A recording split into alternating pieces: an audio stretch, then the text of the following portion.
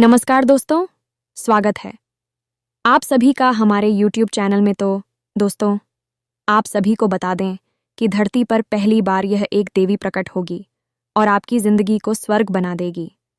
जी हाँ दोस्तों, और आपके जीवन में अब हीरे मोती जैसी बरसेंगे खुशियाँ। जी हाँ दोस्तों, आपको लगेगा कि हमारे जीवन में ऐसे खुशखबरी भला इतना जल्दी कैसे आ सकते हैं।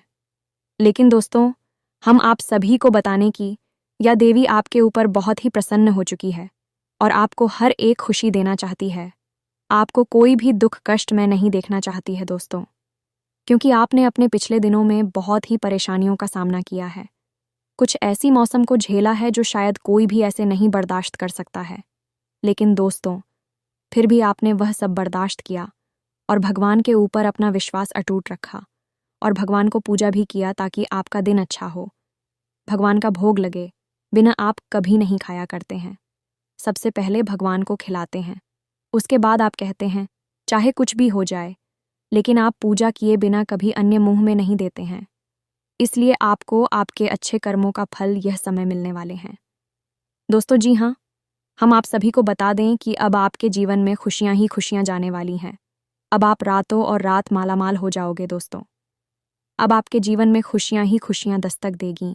और यह देवी क्यों प्रकट हुई है, यह जानकर आप तो हैरान ही हो जाएंगे। तो दोस्तों, हम आप सभी को बता देंगे, यह देवी आपके जीवन को पूरी तरह से बदल देना चाहती है। आपका जीवन में बड़ा चमत्कार करना चाहती है। यही सब आज्ञा लेना चाहती है यह एक देवी। तब आपकी जिंदगी सुधरेगा। आज के इस वीडियो में हम आपको कुछ ऐसी बात बता नहीं जा रही हैं जिसे यदि आप नहीं समझ लिया। पहली बात तो ये है कि यह बातें आपके लिए पहली बार होंगी जिन्हें आप सुनेंगे, और इन बातों को सुनकर निश्चित तौर पर आप आश्चर्यचकित रह जाएंगे और आपको एक नई दिशा प्राप्त होगी। दूसरी बात यह है कि इन बातों को यदि आपने समझ लिया तो आपके जीवन में जो परेशानियां हैं, जो तकलीफ है, इन सब परेशानियों का समाधान आप स्वयं ही निकाल पाएंगे और आप समझ जाएंगे कि आखिर क्या कारण है जो आपके जीवन में इतनी परेशानियां हैं, इतनी कष्ट हैं। अब इस बीच हम आपको बता दें कि कुछ ऐसी बातें भी हम आपको बताएंगे क्योंकि केवल आपके व्यक्तित्व के बारे में है, खुद के बारे में है और बेहद ही गुप्त हैं, तो इन बातों के बारे में आप किसी से चर्चा ना करें। दूसरा ये है, आप वीडियो को बिल्कुल अकेले में एकांत में ठंडे दिमाग से देखें तो आपको ज़्यादा समझ में आएगा। यदि आपने किसी काम को करते करते इस वीडियो को देखा तो आपको कुछ भी अच्छी तरह से समझ में नहीं आएगा और आप सही ज्ञान नहीं ले पाएंगे, तो फिर आपका जीवन कैसे बदलेगा।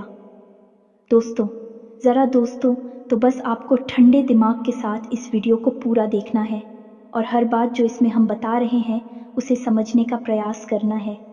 हम आकर आपको बता नहीं जा रही है कि भगवान की पूजा पाठ करते हैं, सच्चे मन से उन्हें याद करते हैं, अपनी तकलीफ है उन्हें बताते हैं, लेकिन भगवान आपके बारे में क्या सोच, और जब भगवान आपके बारे में सोचती हैं तो आपको कैसे पता चलेगा कि भगवान आपके बारे में क्या सोच रही हैं, और अब आपको इसके अनुसार अपने जीवन में क्या बदलाव लेकर आने हैं। आखिर भगवान की भाषा क्या होती है, आप कैसे भगवान से बात कर सकते हैं। बड़ा ही गहरा विषय है जो आज के इस वीडियो में हम आपको बताने जा रहे हैं। यदि आपने आज के इस वीडियो को नहीं देखा तो यकीन मानिए आप एक बेहद ही महत्वपूर्ण जानकारी से वंचित रह जाएंगे। जी हाँ दोस्तों, आपके जीवन में जो आज की स्थिति बन रही है, इस स्थिति में भगवान आपके बारे में कुछ विशेष कर बैठे हैं। कुछ खास बड़ी घटनाएं आपके जीवन में घटित होने वाली हैं, लेकिन यदि आपने भगवान के द्वारा दिए जाने वाले संकेतों को नहीं समझाता, भगवान की भाषा को नहीं समझा, तो आप निश्चित तौर पर वही गलतियां करते रहेंगे जो आप लगातार करते चले आ रहे हैं। फिर निश्चित तौर पर आप ना तो अपने जीवन में कामयाबी हासिल कर पाएंगे और ना ही भगवान की कृपा आपको प्राप्त हो पाएगी। तो बस ठंडे दिमाग से आपको वीडियो पूरा देखना है और हर एक बात जो हम बता रहे हैं उसे समझने का प्रयास करना है। तो चलिए दोस्तों, बिना समय गंवाए आज के इस वीडियो को प्रारंभ करते हैं और बताते हैं कि क्या फैसला है जो भगवान ने आपके लिए लिया है और आपको इस फैसले के अनुसार अपने जीवन में कौन सी ज़रूरी बदलाव लेकर आने चाहिए। यहाँ पर यह रही कि आपके अंदर यदि घर की हिम्मत है, यानी कि समय देने का साहस है, अभी आप इस वीडियो को देखें, जल्दबाजी में बिल्कुल भी ना देखें। तो चलिए आज के इस वीडियो को प्रारंभ करते हैं। लेकिन इससे पहले आपसे एक निवेदन है कि कमेंट में पूरे भक्ति भाव के साथ, सच्ची श्रद्धा के साथ जय माँ संतोषी कृपा करूँगा 3 बार अवश्य लिखना दोस्तों। एक बार से काम नहीं बनता है। हमारे धर्म शास्त्रों में 3 का विशेष महत्व होता है दोस्तों। जैसे कि इस सृष्टि के निर्माण में त्रिदेव का महत्वपूर्ण योगदान रहता है। समय के भी 3 काल होते हैं, त्रि के फल भी 3 पहर होते हैं, और भगवान भोलेनाथ के हाथ में त्रिशूल है, उसके भी 3 सुल होते हैं। 3 का बहुत अधिक महत्व है दोस्तों। धार्मिक महत्व इसी वजह से हम हर वीडियो में आपसे कहते हैं कि आपको एक बार नहीं 3 बार लिखना है। जय मां संतोषी कृपा करो। आप सच्चे भाव से यदि इस क्रिया को करते हैं तो यही आपकी पूजा बन जाएगी, आराधना बन जाएगी, और मां संतोषी आपके हर एक कष्ट को हर लेंगे और आपके जीवन में कृपा और आशीर्वाद भेज देंगी। तो सबसे पहले आप इस कार्य को करें। उसके बाद एक और छोटा सा निवेदन है।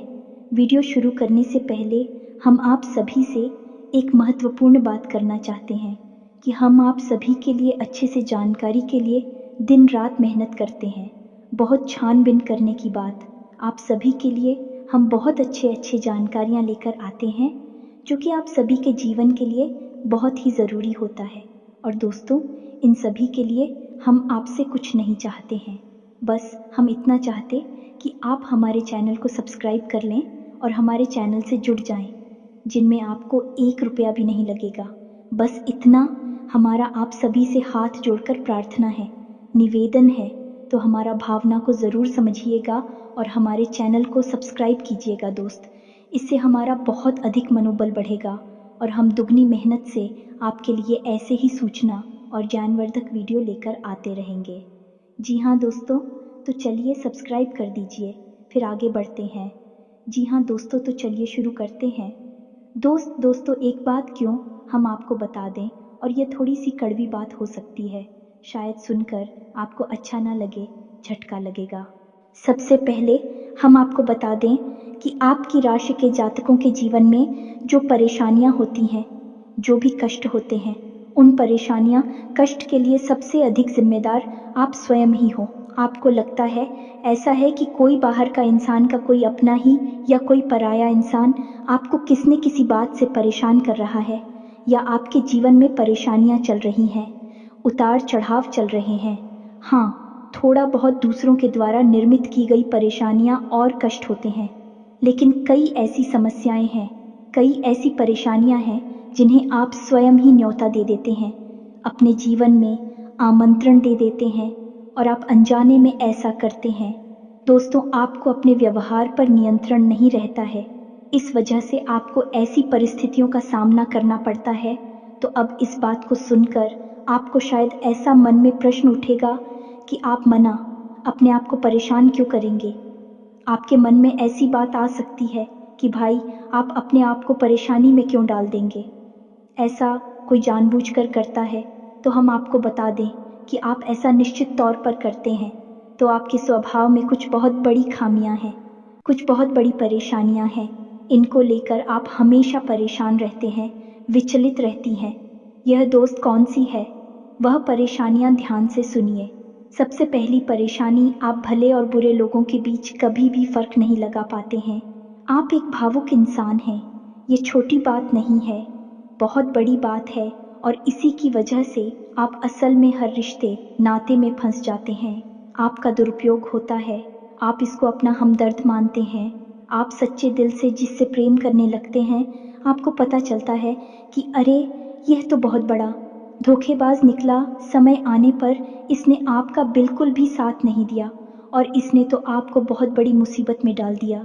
आपका दुरुपयोग किया, आपसे रुपए मांग लिए, आपकी मदद मांग ली। बाद में जब आपको ज़रूरत पड़ी तो आपके लिए बिल्कुल भी नहीं आया। जब आपको ऐसा पता लगता है तो फिर आप दुखी हो जाते हैं, परेशान हो जाते हैं, फिर सोचते रहते हैं उसी इंसान के बारे में, और आपको लगता है कि इस इंसान ने आपको बहुत कष्ट पहुंचाया। ऐसा ही दोस्तों उन लोगों के साथ भी होता है जिन्हें आप अपना शत्रु मानते हैं। इसका उल्टा भी होता है, जिन्हें आप अपना शत्रु मानते हैं लेकिन वह असल में आपके हमदर्द है, लेकिन आप उनकी बातें अच्छी नहीं लगती हैं। आपको उनसे चिढ़ होती है, उनकी कही हुई हर एक बात आपको चुभने लगती है, लेकिन असल में होता उल्टा है। अभी आपकी हमदर्द है, हो सकता है कि आपकी थोड़ी बहुत आलोचना करते हैं, आपके कार्यों में कमियां निकालते हैं, लेकिन भी आपको देख रहे हैं, आप पर नज़र रख रहे हैं, आपकी चिंता करते हैं, तो आपके अंदर जो कमियां हैं उन कमियों को बताते हैं, तो आप चले जाते हैं और आप उनसे दुश्मनी मोल ले लेते हैं। तो अपने जो आपकी हैं सच्चे वाले, उन्हें तो आप कभी पहचान नहीं पाते हैं, और जो नकली वाली अपनी है, क्योंकि मगरमच्छ के आंसू बहाते हैं, ढोंग करते हैं, नकाब लगाकर आपके आसपास घूमते रहते हैं, ऐसे लोगों को आप अपना समझते हैं और फिर आप परेशान होते हैं। इधर भी आपको परेशानी मिलती है और उधर भी आपको परेशानी मिलती है, तो ऐसी स्थिति में आप खुद अपनी परेशानियों के जिम्मेदार हुए या नहीं हुए, आप स्वयं विचार करिए। दोस्तों के बात बहुत सामान्य तौर पर हमने कही है, लेकिन बढ़िया दोस्तों, यदि आप सच्चे इंसान को पहचानना सीख जाए तो आपके जीवन से आधी से ज़्यादा परेशानियां दूर हो जाएं। आपका दिल कभी नहीं टूटेगा, आप दुखी कभी नहीं होंगे, और आपके अंदर ही खूबी है कि यदि आप दुखी हैं तो आपका फिर किसी भी काम में मन नहीं लगता है और आप इतनी अच्छी तरह से कोई भी कार्य नहीं कर पाते हैं।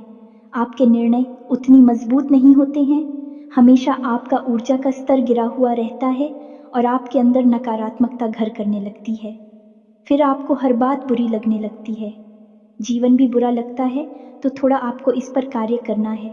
तो आप कैसे पहचाने ना दोस्तों, आपके अंदर एक छोटी सी कमी और भी है कि जब कोई इंसान आपकी बात काटने लगता है, आपका विरोध करने लगता है, तो अचानक से आपको क्रोध आने लगता है, और जब आपके मन में क्रोध उत्पन्न होता है दोस्तों, तो आपका जो भौतिक पल है वह कमज़ोर पड़ जाता है, यानी आपके विचार करने की क्षमता कमज़ोर पड़ जाती है। फिर आप भावना में बहकर जवाब दे नहीं लगते हैं और आप सही आकलन नहीं कर पाते हैं कि यह इंसान ऐसी बात क्यों कह रहा है, आपकी बात काट क्यों रहा है, आप में कमी निकाल क्यों रहा है। तो ऐसे में आपको अपने स्वभाव पर नियंत्रण करना है। जब कोई आपकी बात काट रहा है तो आपको क्रोधित नहीं होना है, रुक जाना है, ठंडे दिमाग से विचार करना है और उसके द्वारा कही गई बात को पूरी तरह से समझने का प्रयास करना है कि आखिर इसने ऐसी बात क्यों कही है। अगर आप यह करेंगे तो आप यकीन मानिए कि आप जिन्हें अपना शत्रु समझ रहे हैं, ऐसा समझते हैं कि यह आपके विरोधी हैं, हमेशा आपके अंदर कमियां निकालते हैं, कुतर्क करते हैं, असल में उनके ही अंदर आपको अपनी हमदर्द मिल जाएंगे। यह दोस्तों, आपकी शत्रुओं के अंदर आपको अपने मित्र मिल जाएंगे, अपने प्रेमी मिल जाएंगे।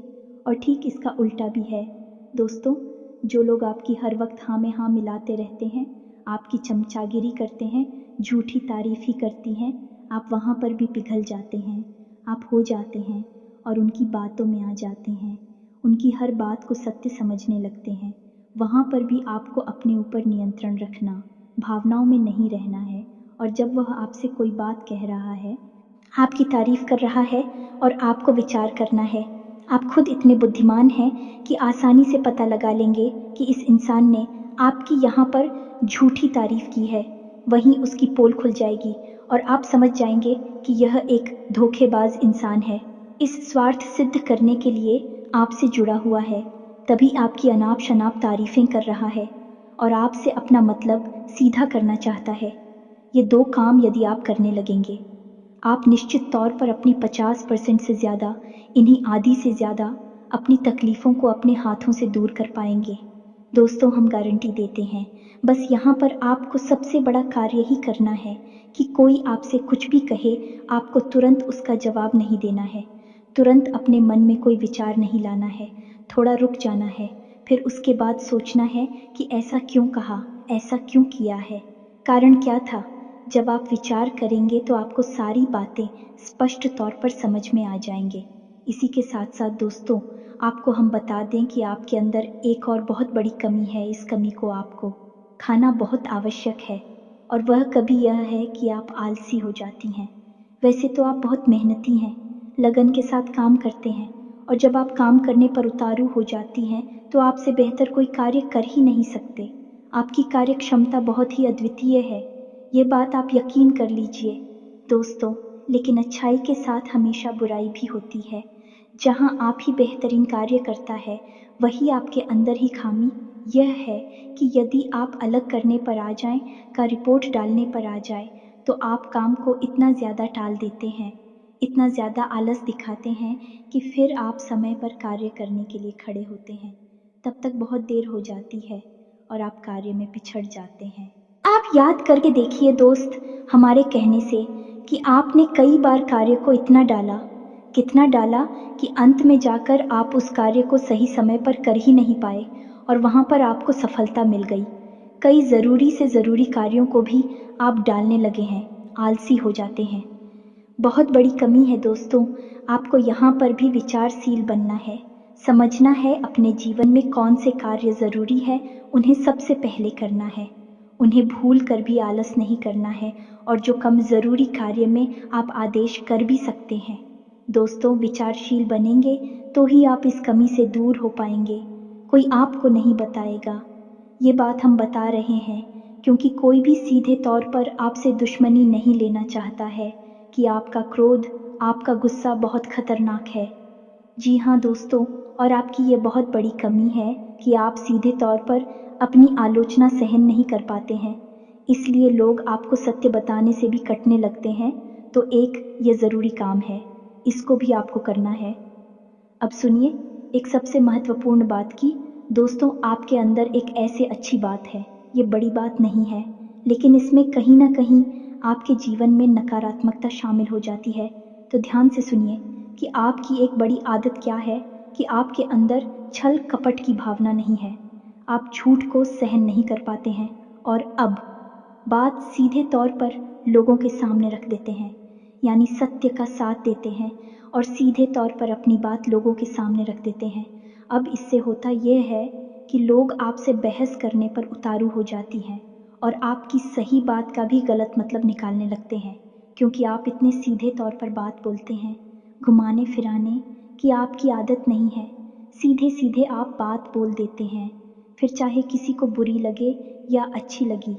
तो ऐसी में कई बार ऐसा होता है कि आप बहसबाजी को आमंत्रण दे देते हैं, लोगों के साथ में पड़ जाते हैं और वह बहस कई बार इतनी बढ़ जाती है कि आपके रिश्तों में भी खटास आ जाती है और आपके जीवन में भी नकारात्मकता आ जाती है। कभी कभी तो बहस इस हद तक चली जाती है कि वह इस झगड़े का रूप भी ले लेती है। यहाँ पर आप थोड़ा सा चतुराई से काम लेना सीखना होगा। ज़्यादा सीधेपन से भी काम नहीं चलता है और आपके मन में सत्यता है, आप उसे बना कर रखी है, लेकिन दुनिया में उस सत्यता का प्रदर्शन करने की कोई आवश्यकता नहीं है। आपको किसी से बहस नहीं करनी है। कोई झूठ बोल रहा है, गलत काम कर रहा है, उसे करने दो आप, कोई मतलब नहीं है दोस्तों। आप यदि उसे सुधारने में लग जाएंगे तो वह सुधरेगा तो नहीं, लेकिन आपके साथ पेश करेगा, झगड़ा करेगा और आपका भी जीवन, समय और दिमाग सब खराब कर देगा। तो यहाँ पर आपको थोड़ा सा सतर्क रहना है और कब लोगों से बात करते करते, चर्चा करते करते बीच में से हट जाना है, ये आपको समझना होगा। याद रखिए दोस्तों, इस जंगल में सबसे पहले पेड़ काटे जाते हैं जो एकदम सीधे होते हैं। तो थोड़ा सा तो कभी जीवन में आवश्यक है, थोड़ी सी टेढ़े मेढ़े भी बन जाइए दोस्तों। इस समय की मांग है, दूसरों को हानि पहुंचाने के लिए नहीं, अपनी रक्षा करने के लिए दोस्तों। यकीन मानिए, भगवान श्री कृष्ण ने भी तो मानव को यही संदेश दिया है कि जब काम सीधे तौर पर ना बने तो थोड़ा सा चतुराई का साथ देना चाहिए, चतुर बन जाना चाहिए। तो यह सारी बातें थी कि आपको कहाँ कहाँ सुधार की आवश्यकता है। वैसे तो और भी बहुत सारी बातें हैं दोस्तों, लेकिन उन सबको करने लगे तो वीडियो बहुत लंबा हो जाएगा। तो जो ज़रूरी बातें थी वह हमने आपको बता दी है, आप इन पर कार्य करिए, निश्चित तौर पर बदलाव आएंगे। अब हम आपको बता दें कि आपकी राशि चक्र की एकमात्र कैसी राशि है जो भगवान की बहुत अधिक प्रिय होती है। ये दोस्तों, हम अपने पिछले कई वीडियो में भी इस विषय पर आपको बता चुके हैं, संकेत दे चुके हैं, लेकिन अब हम आपको बताने जा रहे हैं कि कौन सी संकेत होते हैं। मुख्य संकेत होते हैं जिनसे आपको यह पता लग जाएगा कि भगवान आपको बहुत अधिक प्रेम करते हैं, आपकी बात सुनते हैं और आपको भगवान की शरण में जाना चाहिए। तभी आपका उद्धार होगा। अब यहाँ पर गौर करने वाली बात यह है कि कुछ लोगों के मन में यह भी प्रश्न उठ सकता है कि किस भगवान की शरण में चले जाए। तो हम आपको बता दें कि आप किसी भी भगवान की शरण में जाएं जो आपके आराध्य हैं, उनकी शरण में जाएं। आपका काम बन जाएगा, आपकी जिंदगी बदल जाएगी। अब भगवान सब एक ही हैं, सभी शक्ति के स्वरूप हैं, बस उनके नाम और रूप अलग अलग हैं, लेकिन वह सब अंत में एक ही है। तो आप अपने मन में बिल्कुल भी शंका ना लाएं। हम हनुमान जी की पूजा करें, भगवान भोलेनाथ की, कृष्ण जी की पूजा करें, राम जी की पूजा करें या फिर माता की पूजा करें, बिल्कुल भी कोई संकोच ना लाएं। आपके मन में इसके लिए भी भाव उत्पन्न होते हैं, भावनाएं होती हैं। आप उनकी सच्चे मन से पूजा आराधना शुरू करें और आप देखेंगे चमत्कार आऊंगा। जी हाँ दोस्तों, अब ध्यान से सुनिए कि आपके शरीर में कौन सी जगह है जहाँ से आपको यह संकेत मिले हैं कि भगवान आपको बहुत अधिक पसंद करते हैं, आप उनके बहुत प्रिय हैं और वह आपको बुला रहे हैं, आपकी ज़िंदगी बदलना चाहते हैं। तो दोस्तों, आप इस शरीर से जुड़ी 5 ऐसी जगह हैं जहाँ से भगवान आपको तरह तरह के संकेत देते हैं। ये दोस्तों तो ध्यान से सुनिए। सबसे पहले आपकी कमर के निचले हिस्से में आपको दर्द रहना शुरू हो जाएगा। यदि आपको दर्द होता है तो आप समझ गए कि भगवान की सकारात्मक ऊर्जा आपके अंदर प्रवेश करना चाहती है या कर चुकी है। अब यहाँ पर दर्द क्यों होगा दोस्तों? तो आप समझ गए कि इंसान के शरीर का सबसे निचला चक्र मूलाधार इसी स्थान पर होता है और ये मूलाधार चक्र है, ये आपको बहुत ही ख्वाबी बनाता है दोस्तों, यानी कि सुख सुविधाएं और ऐश्वर्य को भोगने के लिए प्रेरित करता है। तो ऐसे में जब ईश्वर की सोच, सकारात्मक निर्गुण ऊर्जा आपके अंदर प्रवेश करती है तो सबसे पहले आपको यहीं पर पीड़ा होनी शुरू हो जाती है। यहीं पर आपको हल्का हल्का सा दर्द रहना शुरू हो जाएगा। कभी कभी तेज होगा, कभी कम होगा और कभी गायब ही हो जाएगा। अब जब दर्द आपको होगा तो आप दवाई भी ले लेंगे, अभी आपको राहत नहीं मिलेगी, एक बेचैनी सी रहेगी। तो आप समझिए कि यदि यहाँ पर आपको दर्द होता है तो आप समझ जाइए कि भगवान आपको बुला रहे हैं, आपको बहुत प्रेम करती हैं। अब कुछ लोगों के मन में यह प्रश्न आएगा कि कोई बीमारी होगी तो दोस्तों आप चेकअप कराएंगे, डॉक्टर के पास जाएंगे, बीमारी कोई भी नहीं निकलेगी, लेकिन दर्द लगातार बना रहेगा। यह दोस्तों यह प्रमाण होगा।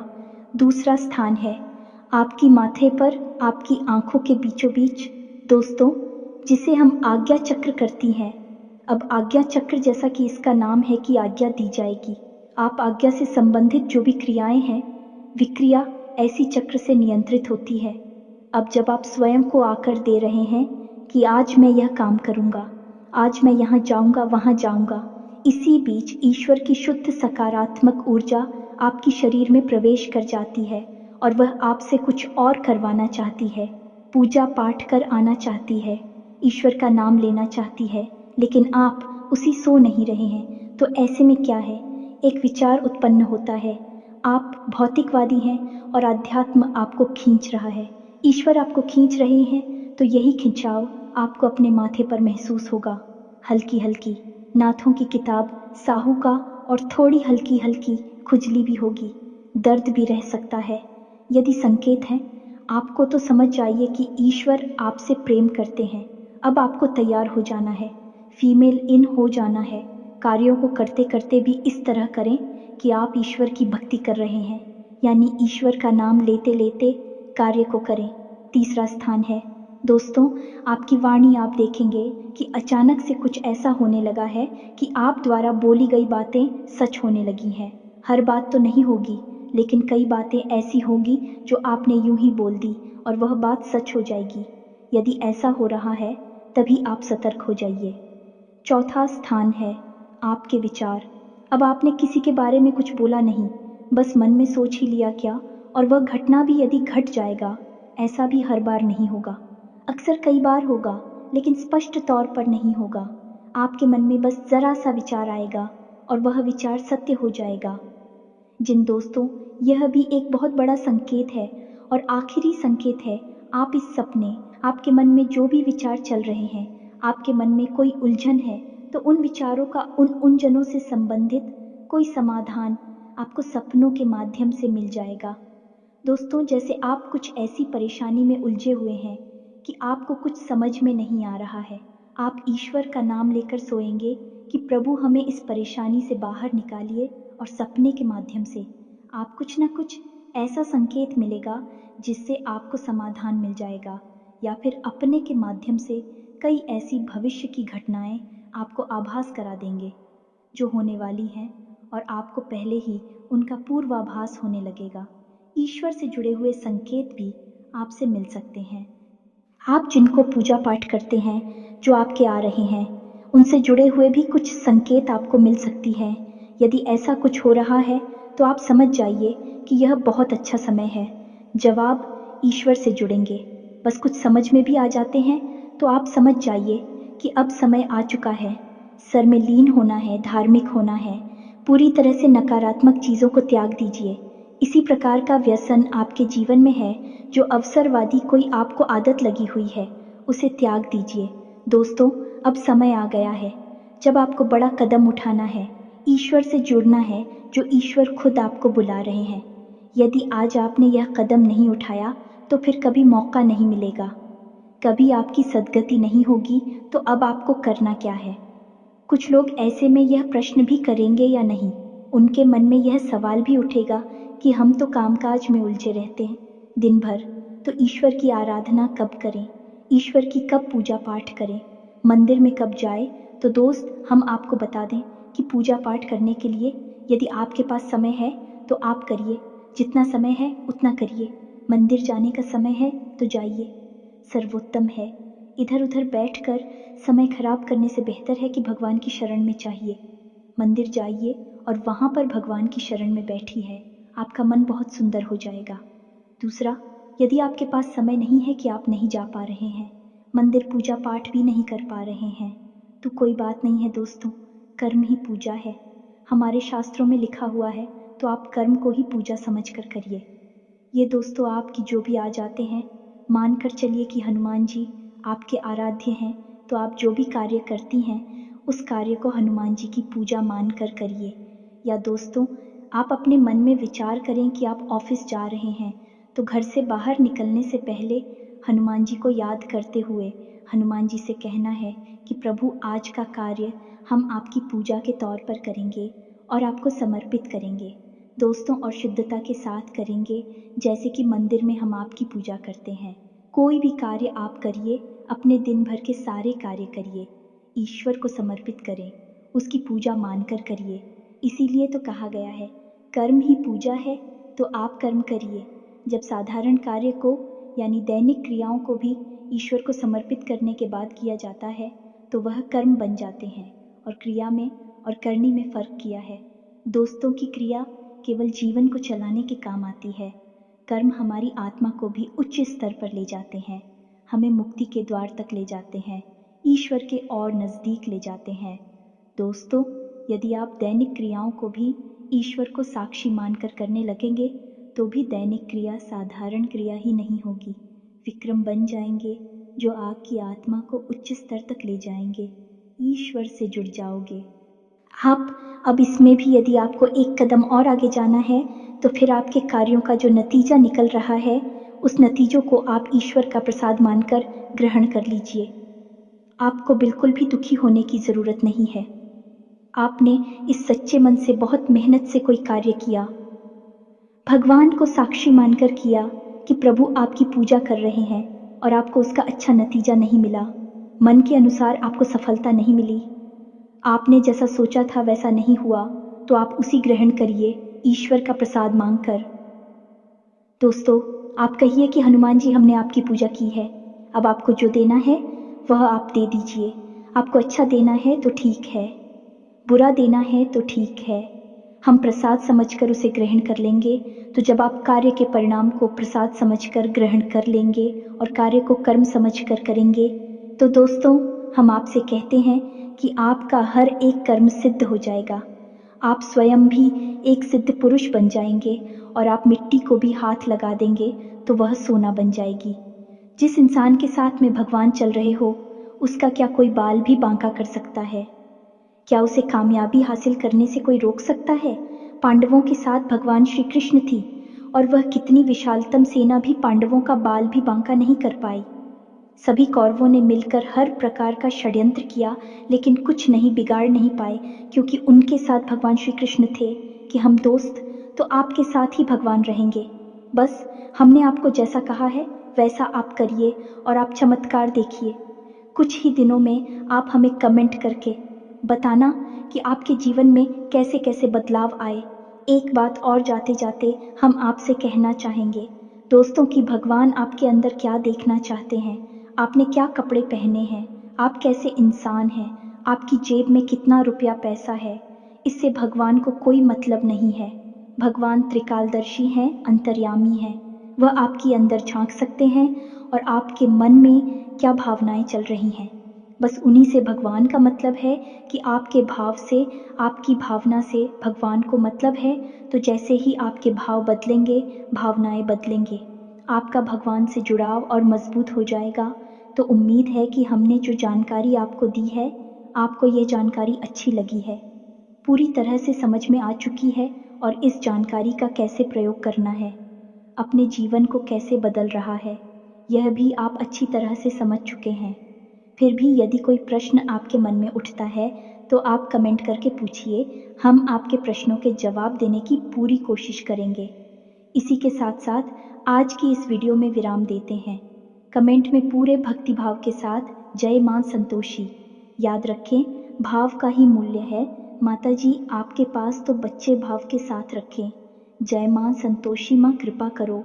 एक प्यारा सा लाइक भी अवश्य करें। मिलते हैं अगले ज्ञानवर्धक वीडियो में, तब तक के लिए धन्यवाद। जय माता की।